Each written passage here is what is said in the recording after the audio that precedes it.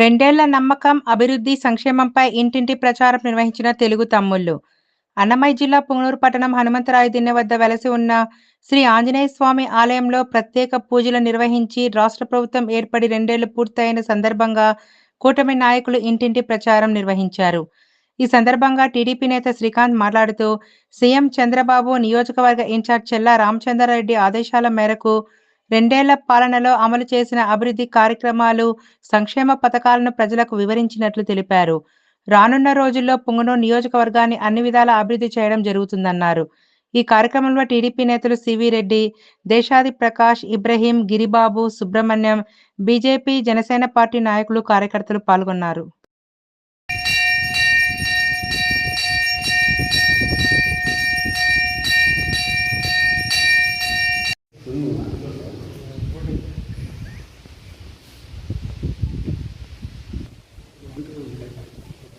అందరికీ నమస్కారం.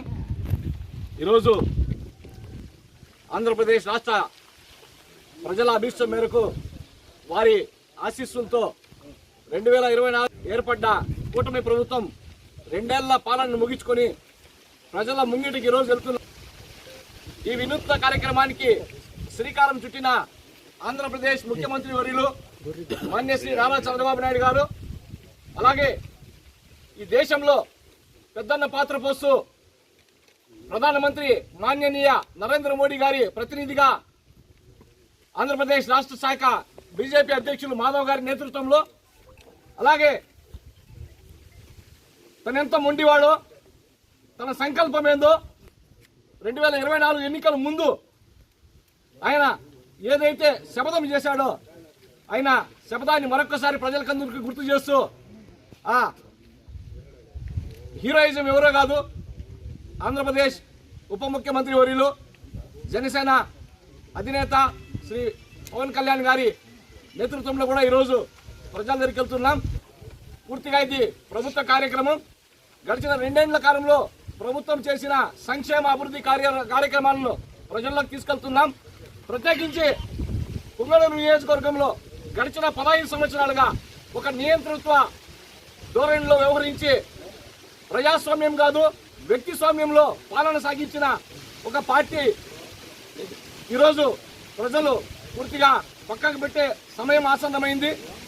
పుంగనూరు నియోజకవర్గంలోని 6 మండలాల్లో అలాగే మున్సిపాలిటీలో కూడా సమాంతరంగా ఈరోజు ఇంటింటికి వెళ్తున్నాం. ప్రజలకు గడిచిన 2 సంవత్సరాల కాలంలో కూటమి ప్రభుత్వం తర్వాత ఏం చేశామో ధైర్యంగా చెప్పబోతున్నాం.